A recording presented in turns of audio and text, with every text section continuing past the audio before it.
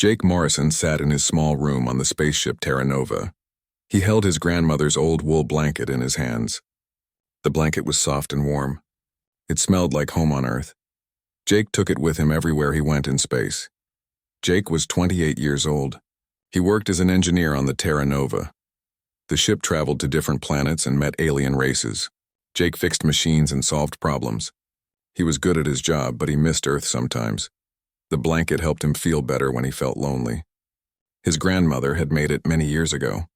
She gave it to him before she died. Jake promised to keep it safe.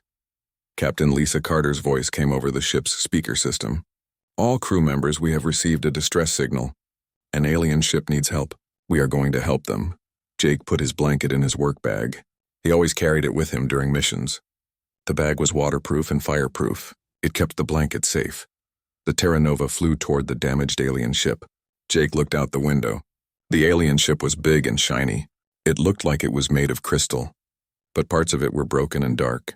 The ship belongs to the Zilithians, said Dr. Amy Roberts. She knew about different alien races. They are a proud people. Their bodies are made partly of crystal. They need special temperature control to stay alive. Jake had never met a Zilithian before. He had heard they were very advanced. They had technology that humans were still learning about. The Terra Nova connected to the damaged ship with a metal bridge. Jake put on his spacesuit. He grabbed his toolkit and his bag with the blanket. Captain Carter picked him to help with the rescue mission. Be careful in there, said Captain Carter. We don't know how badly damaged their ship is. Jake walked across the bridge with 5 other crew members. The Zilithian ship was dark inside. Emergency lights flashed red. The air felt cold. Jake and the team split up to search different parts of the ship. Jake went to the lower levels. His flashlight cut through the darkness. He heard a strange sound. It was like glass breaking, but softer. Jake followed the sound down a long hallway. He found a room with a broken door. Inside, he saw someone sitting on the floor. It was a young woman, but she looked different from humans. Her skin had a slight blue color. Parts of her arms and face looked like they were made of clear crystal. She was very beautiful, but she was shaking. Her clothes were torn and damaged. She looked very cold. Jake could see that she was having trouble breathing. Are you okay? Jake asked. He spoke slowly and clearly. The woman looked up at him. Her eyes were large and bright blue. She tried to speak, but her voice was weak. Cold, she said in broken English. So cold, suit broken. Jake looked at her damaged clothing. It looked like some kind of special suit. He guessed it was supposed to keep her warm. Without it working, she could die from the cold. Jake did not think twice. He opened his bag and pulled out his grandmother's blanket. It was the most important thing he owned. But this woman needed help. Here, Jake said. He wrapped the soft wool blanket around her shoulders. This will keep you warm.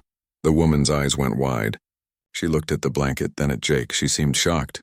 You give me your covering? She asked. Her English was getting better as she warmed up. Yes, Jake said. You need it more than I do right now. The woman pulled the blanket closer around her body. Color started to return to her crystal parts. She stopped shaking so much. I am Princess Lyra Veltheros, she said. You have saved my life. Jake was surprised. She was a princess. He had just given his old blanket to alien royalty, but he did not feel bad about it. She had needed help. I'm Jake Morrison, he said. I'm just an engineer. Are you hurt anywhere else? Princess Lyra shook her head. Only cold. My temperature suit failed when the ship was damaged. Without heat, my crystal parts would have died. Jake helped her stand up. She kept the blanket wrapped tight around her. Can you walk? Jake asked. Yes, now I can, she said. Your covering has given me strength. Jake led Princess Lyra back toward the bridge between the ships. Other crew members had found more Zilithians. Everyone was being brought to safety on the Terra Nova. As they walked, Princess Lyra looked at Jake with curiosity. Why did you help me? She asked. You do not know me. Jake thought about the question. Where I come from, we help people who need help. It doesn't matter who they are. Princess Lyra was quiet for a moment. This covering, she said, touching the blanket. It is special to you. It was my grandmother's, Jake said. She made it for me. And you gave it to a stranger, Princess Lyra said. This is very unusual. Jake did not understand why it was unusual. To him, it seemed normal. If someone was cold and he had something warm, he would share it. They reached the Terra Nova safely. Dr. Roberts checked Princess Lyra's health.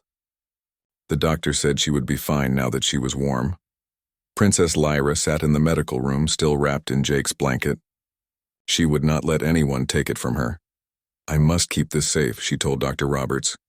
"It saved my life." Captain Carter came to speak with Princess Lyra. "We have contacted your people," she said. "They are sending ships to get you." "Thank you," Princess Lyra said. "But first I must speak with Jake Morrison." Jake came to the medical room. Princess Lyra stood up, still wearing his blanket. "Jake Morrison," she said formally, "you have done something very important today. More important than you know." "I just gave you a blanket," Jake said. He felt embarrassed by all the attention. "In my culture," Princess Lyra said, "when someone gives their personal covering to royalty, it means something special. It means they would sacrifice for us. It is the highest honor." Jake's eyes went wide. He had not known about Zilithian culture. He had just wanted to help. "I didn't know," Jake said. "I'm sorry if I did something wrong." "You did nothing wrong," Princess Lyra said with a smile. "You did something wonderful, and my mother will want to thank you personally." Jake felt a chill that had nothing to do with temperature. Something told him that meeting Princess Lyra's mother might be more complicated than he expected. 3 days later, Jake was working in the engine room when the alarms started going off. He looked up from his tools. The sound meant that big ships were coming. "All crew to stations," Captain Carter's voice said over the speakers. "The Zilithian Royal Fleet has arrived." Jake felt nervous. He had been thinking about Princess Lyra's words. She said her mother would want to thank him. Jake hoped it would just be a simple thank you and nothing more. He went to the observation deck with the other crew members. Through the big window, Jake saw the most amazing sight of his life. 5 huge ships appeared in space. They looked like floating crystal palaces. They sparkled and shined in the light of nearby stars. The biggest ship was in the middle. It was 10 times larger than the Terra Nova. Jake could see strange symbols glowing on its side. "That's the royal flagship," said Dr. Roberts. "The Queen Mother herself must be on that ship." Jake's stomach felt funny. He touched his work bag. Inside was a new blanket that Captain Carter had given him. But it was not the same as his grandmother's blanket. Princess Lyra still had that one. Captain Carter stood next to Jake. "The Queen Mother wants to meet you personally," she said. Princess Lyra told her what you did. "What do I say to an alien queen?" Jake asked. "Just be yourself," Captain Carter said. That worked well enough with her daughter. The Zilithian flagship sent a small transport ship to the Terra Nova. Jake watched it dock. The ship was beautiful. It looked like it was made of living crystal that changed colors. Princess Lyra came aboard first. She was wearing a new royal outfit that sparkled like stars, but she still had Jake's grandmother's blanket wrapped around her shoulders like a cape. Behind her came the most impressive person Jake had ever seen. Queen Mother Astrid Veltheros was 7 feet tall. Her skin was pale blue with crystal formations that grew from her arms and face. The crystals changed colors as she moved. Right now they were glowing bright gold. The Queen Mother had long silver hair that seemed to float around her head. Her eyes were the same bright blue as Princess Lyra's, but they looked older and wiser. Captain Carter stepped forward. "Your Majesty, welcome to the Terra Nova. I am Captain Lisa Carter." Queen Mother Astrid nodded politely, but her eyes were looking around the room. Jake realized she was looking for him. "Where is Jake Morrison?"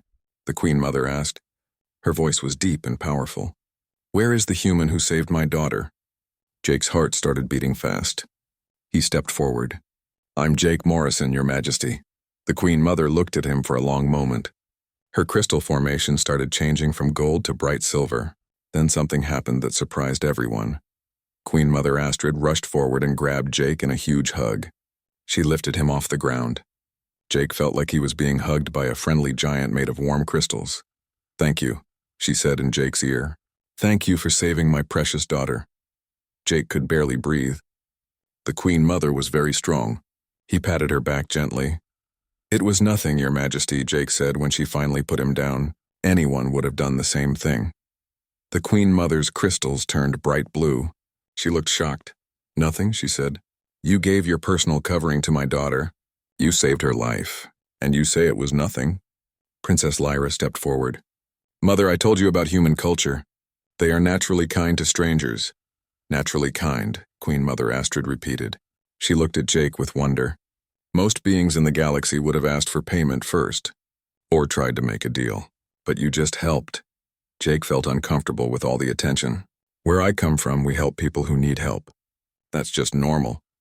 Queen Mother Astrid's crystals started glowing brighter. She grabbed Jake in another huge hug. Such humility, she said. Such natural nobility. No wonder the Federation speaks highly of humans. Captain Carter looked worried. Your Majesty, perhaps we could discuss the formal diplomatic matters. Later, Queen Mother Astrid said. She did not let go of Jake. First, I must properly honor the one who saved my daughter. For the next hour, Jake could not get away from Queen Mother Astrid. Every time he tried to step back, she would pull him into another hug. She told him stories about Princess Lyra as a child. She asked him about his family on Earth. She wanted to know everything about him. The other crew members watched in amazement.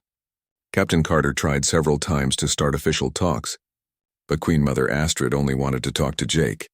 In Zilithian culture, Princess Lyra explained quietly to Dr. Roberts, when someone saves a royal family member, they become part of the family. My mother is treating Jake like her son now. Jake heard this and felt panic. He liked Queen Mother Astrid, but she was very overwhelming. Her hugs were so strong they made his ribs hurt.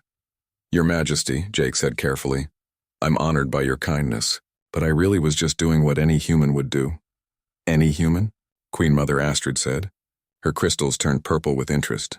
Tell me more about your people. Jake found himself explaining human values to an alien queen. He talked about how humans believed in helping each other. He explained about kindness to strangers and sharing what you have. Queen Mother Astrid listened to every word. Her crystals kept changing colors. Jake learned that different colors meant different emotions. Fascinating, she said. Your people sound very wise, very noble. We're just ordinary, Jake said. This made Queen Mother Astrid hug him again. Such modesty, she said. You saved royal blood and call yourself ordinary. Captain Carter finally managed to get Queen Mother Astrid's attention. Your Majesty, the Federation Council wants to discuss the formal alliance papers. Of course, Queen Mother Astrid said. But Jake Morrison must be part of these talks. He has shown the true spirit of humanity. Jake's eyes went wide. Your Majesty, I'm just an engineer. I don't know anything about diplomacy. You know about kindness, Queen Mother Astrid said. That is more important than all the diplomacy in the galaxy. The next few hours were very strange for Jake. He sat in important meetings with alien ambassadors and Federation officials. Queen Mother Astrid insisted that he sit next to her. Every few minutes, she would pat his shoulder or give him a small hug. The other aliens at the meeting kept staring at Jake. He heard them whispering about the human who had impressed the Zilithian Queen Mother. During a break, Princess Lyra came to talk to Jake privately. I'm sorry about my mother, she said. She can be very intense. She's nice, Jake said. Just very strong, Princess Lyra smiled. She has adopted you, you know. In her mind, you are now her son. She will never stop caring for you. Jake felt his stomach drop. What does that mean exactly? It means she will always worry about you, Princess Lyra said. She will want to know if you are eating well, if you are safe, if you are happy. She will give you advice whether you want it or not.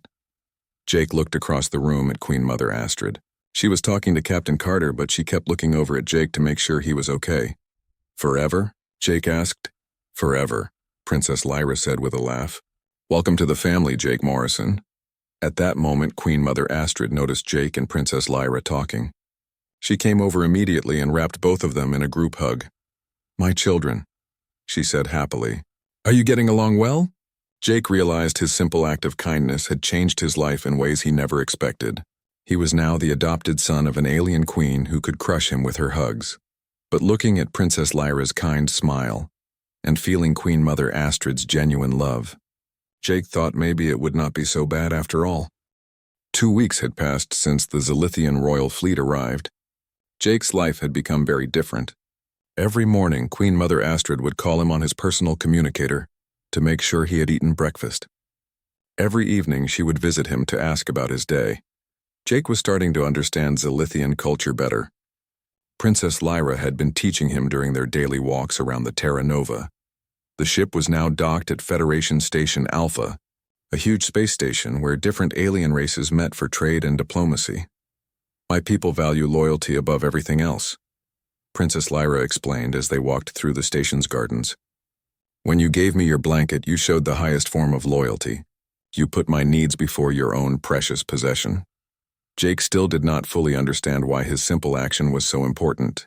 It was just a blanket, he said. No, Princess Lyra said firmly.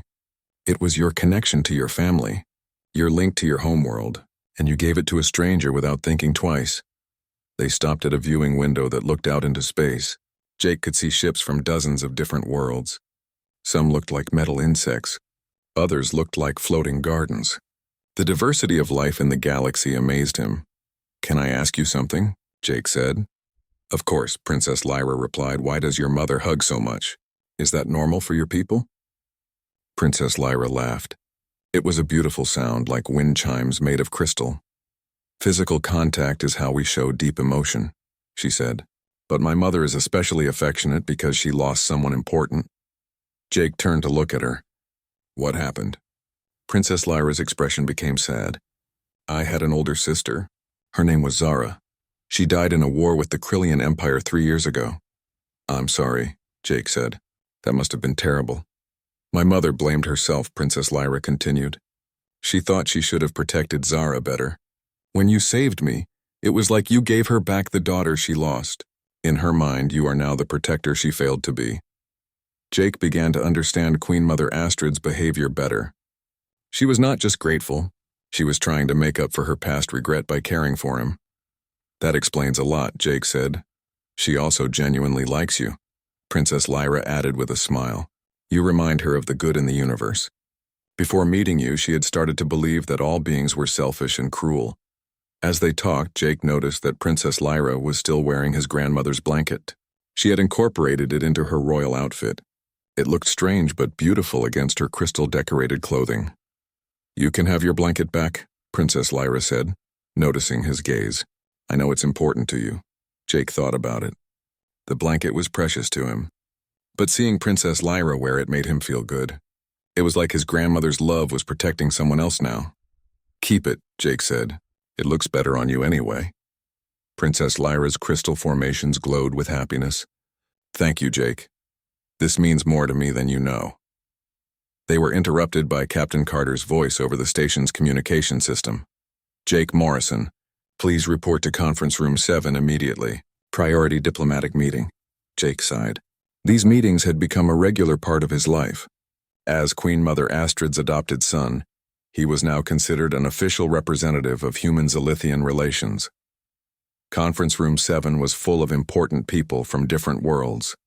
Jake recognized Ambassador Thompson from Earth, Admiral Chen from the Federation, and several alien diplomats he had met before. Queen Mother Astrid was there, of course. When she saw Jake enter, her face lit up and her crystals turned bright gold.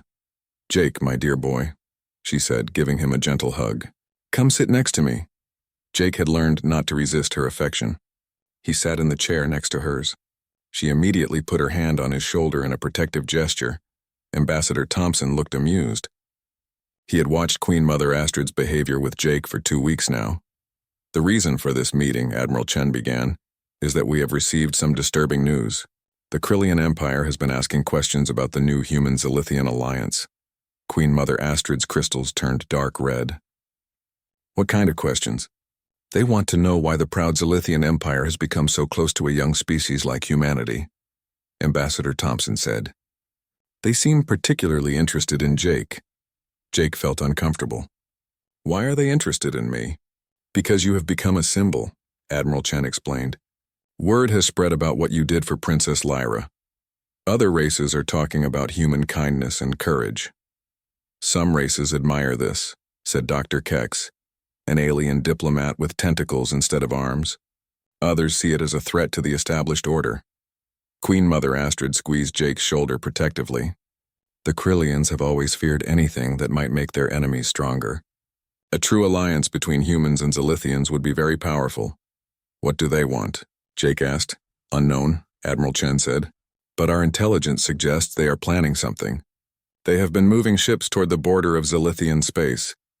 Princess Lyra entered the room at that moment. She looked worried. Mother, she said, I just received a message from our home world. Krillian scout ships have been detected near our outer colonies. Queen Mother Astrid stood up, her crystals flashing angry red and orange. They dare to threaten my people while I am away, she said. It gets worse, Princess Lyra continued. The message was specifically about Jake. The Krillians sent a communication saying they want to meet the human who has corrupted Zelithian honor. Jake felt cold. Corrupted? They think your influence has made us weak, Queen Mother Astrid explained. They believe that caring for others is a sign of weakness. Ambassador Thompson leaned forward. Jake, we think you might be in danger. The Krillians might try to capture you to send a message. Then I'll go back to Earth, Jake said. I don't want to cause problems for anyone. Queen Mother Astrid grabbed Jake's hands in both of hers. Her crystals were glowing very bright. Absolutely not, she said firmly. You are my son now. I will not let anyone harm you. But if my being here causes trouble, Jake started to say. Your being here has brought hope, Princess Lyra interrupted. Before you saved me, my people were becoming hard and cold. We were losing our ability to trust others. You showed us that kindness still exists in the galaxy. Dr. Kex nodded with his tentacles. The Yutani delegation has been talking about the human example for days. Many races are reconsidering their approach to diplomacy because of what you did. You have started something important, Jake, Admiral Chen said. The question is whether we can protect it long enough for it to grow. Queen Mother Astrid's expression became determined. The Krillians want to test our resolve. Let them come. They will learn that protecting those we love makes us stronger, not weaker. Jake looked around the room at all these important people who were worried about him. A few weeks ago, he had been a simple engineer. Now he was apparently at the center of galactic politics. What should I do? He asked. Be yourself, Princess Lyra said. Continue to show everyone what humanity can be. That is the best weapon against those who believe only in strength and fear. Queen Mother Astrid pulled Jake into another hug. And let your family protect you, she said. That is what families do. Jake realized that Queen Mother Astrid was right. He did have a family now. It was strange and overwhelming, but it was real. The alien queen who could not stop hugging him, and the crystal princess who wore his grandmother's blanket had become his family. Okay, Jake said. I'll stay. But if things get dangerous, they will, Admiral Chen said seriously. The Krillians are not known for their patience. But you won't face them alone. As the meeting ended, Jake felt both scared and grateful. He had never asked to become important to galactic politics, but he had people who cared about him now. People who would fight to protect what he represented. Queen Mother Astrid walked with him back to his quarters, her arm around his shoulders the whole way. Do not worry, my dear boy, she said. Your mother will not let anything happen to you. Jake smiled at hearing her call herself his mother. It still felt strange, but it also felt warm and safe. Maybe having an overprotective alien queen mother was not such a bad thing after all. The attack came at dawn station time when most people were still sleeping. Jake woke up to red emergency lights flashing in his room. The station's alarm was so loud it hurt his ears. All personnel to emergency stations, Captain Carter's voice said over the speakers. We are under attack. This is not a drill. Jake jumped out of bed and put on his clothes as fast as he could. He grabbed his toolkit and ran toward the door. Before he could open it, someone knocked very hard. Jake! It was Princess Lyra's voice. Open the door. Jake opened the door and saw Princess Lyra standing there with two Zelithian guards. She was wearing battle armor that looked like it was made of living crystal. His grandmother's blanket was tied around her waist like a belt. The Krillians are here, she said. They came with a full battle fleet. We need to get you to safety. Jake could hear explosions in the distance. The station shook under his feet. Where's your mother? Jake asked. She's commanding our ships in the battle, Princess Lyra said. But she made me promise to protect you. The Zelithian guards were tall and scary looking. Their armor was covered in sharp crystal spikes. But they looked at Jake with respect. Sir, one of them said, we must move quickly. The Krillians have sent boarding parties to the station. As they ran through the hallways, Jake saw chaos everywhere. Federation security forces were setting up defensive positions. Alien families were being evacuated to safer parts of the station. Some of the walls had been damaged by weapons fire. They reached the main command center where Captain Carter was coordinating the defense. She looked relieved when she saw Jake. Thank goodness you're safe, she said. The Krillians specifically asked for you to be handed over to them. What did you tell them? Jake asked. I told them what humans always tell bullies, Captain Carter said with a grim smile. No. The main screen showed the space battle happening outside.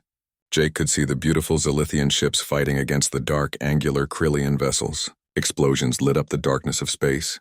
How bad is it? Princess Lyra asked. Bad, Captain Carter replied. They brought 3 times more ships than we expected. But your mother is keeping them away from the station. Suddenly, the station shook much harder than before. The lights went out for a few seconds. They've breached Section C, a Federation officer reported. Krillian soldiers are inside the station. Princess Lyra's crystal formations turned bright red with anger. They dare to bring their war to a peaceful station? Jake, Captain Carter said, we need to get you out of here. There's an evacuation ship ready to take you back to Earth. No, Jake said firmly. I'm not running away while people are fighting to protect me. Jake, be reasonable, Princess Lyra said. You're not a soldier. If the Krillians capture you, then I'll deal with it, Jake interrupted. But I won't hide while good people get hurt because of me. At that moment, another Federation officer came running into the command center. Captain Carter, he said, breathing hard. The Krillians have cornered some civilian families in Section D. Our forces can't reach them without leaving other areas undefended. Jake looked at the tactical display. Section D was close to where they were now. He could see the layout of the station on the screen. I know Section D, Jake said. I did maintenance work there last week. There's a service tunnel that connects to the main power system. Captain Carter looked at him. What are you thinking? I can get through the service tunnels, Jake said. I can reach those families and lead them to safety. Absolutely not, Princess Lyra said. It's too dangerous. The Krillians won't expect someone to use the service tunnels, Jake said. They're too small for their soldiers in full armor. Captain Carter thought for a moment. It might work, but you'll need backup. I'll go with him, Princess Lyra said immediately. Your Highness, your mother would kill me if I let you, Captain Carter started to say. My mother would understand, Princess Lyra said. Jake saved me once. Now it's my turn to help him save others. The station shook again. Time was running out. All right, Captain Carter said, but you take 2 of my best security officers with you. 20 minutes later, Jake was crawling through the narrow service tunnels with Princess Lyra behind him and 2 Federation security officers following her. The tunnels were dark and cramped, but Jake knew the way. How much further? Princess Lyra whispered. Almost there, Jake replied. They could hear Krillian voices speaking in harsh guttural language somewhere nearby. Jake held up his hand to signal everyone to be quiet. They reached the access panel that led into Section D. Jake carefully opened it and looked out. He could see a group of terrified alien families huddled behind some overturned tables. 3 Krillian soldiers were advancing toward them. The Krillians were big and scary. They had gray skin and wore black armor. Their weapons looked deadly. Jake made a quick decision. He opened his toolkit and pulled out a small device that made electromagnetic pulses. It was designed for resetting electronic systems, but it might work as a distraction. When I set this off, the lights will go out for 30 seconds. Jake whispered to the others. We grab the families and get them back to the tunnels. That's very risky, one of the security officers said. Everything is risky now, Jake replied. Jake activated the device and threw it into the main area. All the lights went out immediately. In the darkness, he heard the Krillian soldiers shouting in confusion. This way, Jake called to the trapped families. Follow my voice. Princess Lyra's crystals provided a soft glow that helped guide people in the dark. The security officers used their training to quickly organize the evacuation. Jake helped an elderly Yutani woman climb into the access tunnel. Behind him, he heard Princess Lyra encouraging a family of Bolians to move faster. Almost everyone is through, one of the security officers reported. That's when the emergency lighting came back on. One of the Krillian soldiers saw Jake at the tunnel entrance. The human, the soldier shouted. He's here. The Krillian raised his weapon at Jake, but Princess Lyra jumped in front of him, her crystal armor glowing bright white. You will not harm him, she said in a voice full of royal authority. The Krillian soldier seemed surprised to see Zilithian royalty. Princess, he said with mock respect, your new pet human has caused us much trouble. Jake Morrison is under the protection of the Zilithian Empire, Princess Lyra declared. Touch him and face the wrath of my mother. Your mother cannot protect him forever, the Krillian said. We know about the human's influence. He makes your people weak with his ideas of kindness. Kindness is not weakness, Jake said, stepping out from behind Princess Lyra. It's what separates civilized beings from bullies like you. The Krillian soldier laughed. Brave words for someone who hides behind others. Jake felt anger rising in his chest. This soldier represented everything wrong with the galaxy. The belief that strength meant hurting others, that kindness was something to be ashamed of. I don't hide, Jake said. I just don't pick fights with people weaker than me. Before the Krillian could respond, Queen Mother Astrid's voice came over the station's communication system. Attention, Krillian forces, she said, her voice carrying royal command. You have 3 minutes to leave this station before I demonstrate why the Zilithian Empire has never been conquered. The Krillian soldier looked uncertain. Through the windows, they could see that more Zilithian ships had arrived. This is not over, human, the Krillian said to Jake. Your influence spreads like a disease. We will find a cure. The Krillian soldiers retreated, but Jake knew they would be back. This was bigger than just him now. It was about what kind of galaxy they would all live in. Princess Lyra hugged Jake tightly. You were amazing, she said. You saved all those families. We saved them, Jake corrected. Together. When they got back to the command center, Queen Mother Astrid was waiting for them. Her crystals were glowing with multiple colors: relief, pride, and love. She grabbed both Jake and Princess Lyra in the biggest hug yet. My brave children, she said. When I heard you were in danger, I wanted to tear apart the entire Krillian fleet.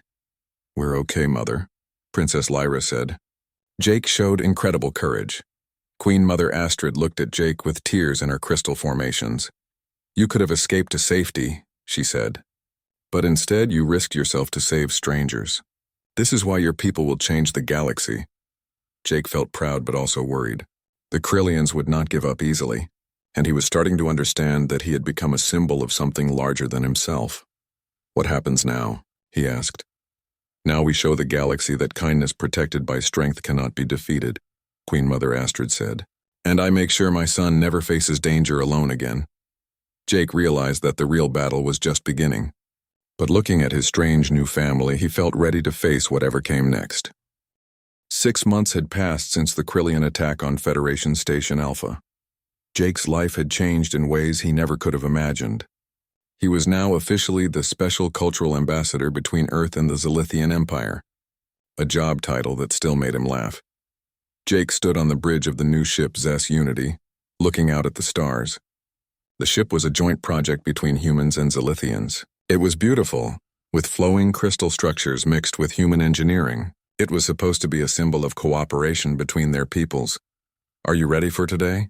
Princess Lyra asked, walking up behind him. Jake turned to look at her. She was wearing a formal diplomatic gown that sparkled like starlight. Around her shoulders, like always, was his grandmother's wool blanket. She had made it part of her official royal outfit. As ready as I can be, Jake said. It's not every day you get to sign a galactic treaty. Today was the formal signing of the Human-Zilithian Alliance. Representatives from dozens of worlds would be watching. The ceremony would take place on New Geneva, the Federation's diplomatic capital world. You look nervous, Princess Lyra said with a smile. I am nervous, Jake admitted. A year ago, I was just an engineer fixing broken machines. Now I'm supposed to represent my entire species. Princess Lyra took his hand. Over the months, they had grown very close. Jake had realized he was falling in love with her, and she felt the same way about him. You represent the best of your species, she said. That's why this alliance exists. Heavy footsteps announced the arrival of Queen Mother Astrid.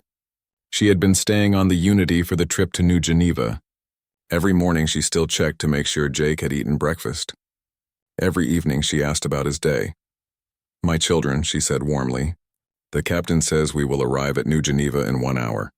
Queen Mother Astrid's crystals were glowing soft blue, which Jake had learned meant she was happy but also worried. She had become very protective of both Jake and Princess Lyra since the Krillian attack. Is everything prepared for the ceremony? Princess Lyra asked. Yes, Queen Mother Astrid said, though I still think Jake should wear more formal clothes. Jake looked down at his simple blue suit. This is formal for humans. You need something that shows your importance, Queen Mother Astrid said. You are a bridge between our peoples. You should look like it.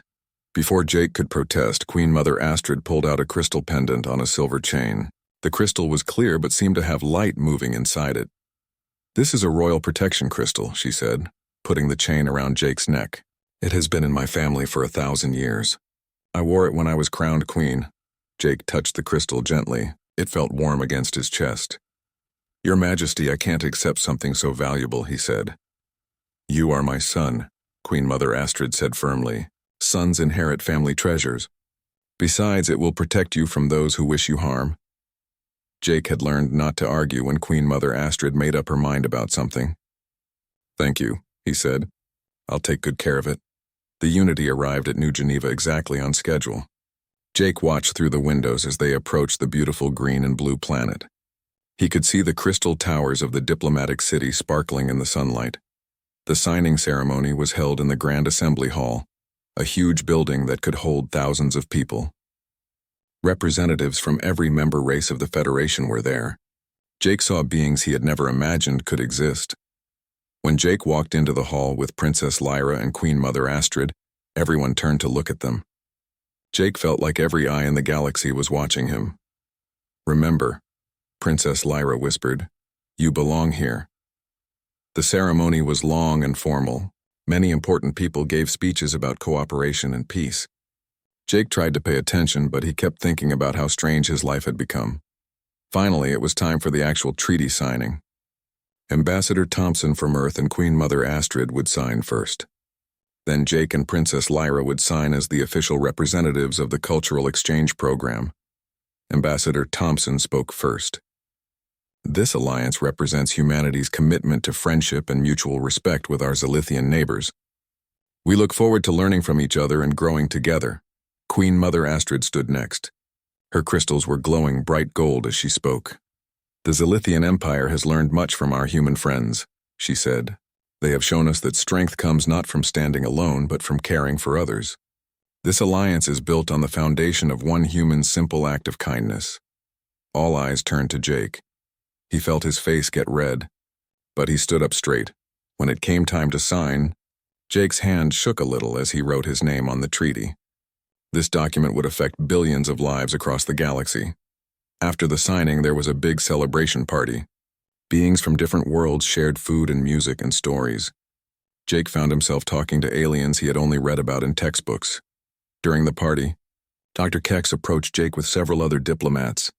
"Jake Morrison," Dr. Kex said with his tentacles waving, "the Yutani Collective would like to discuss a cultural exchange program with humanity as well. Your example has inspired many races to reconsider their relationships with others." More and more alien representatives came to talk to Jake throughout the evening. It seemed like everyone wanted to learn about human values of kindness and cooperation.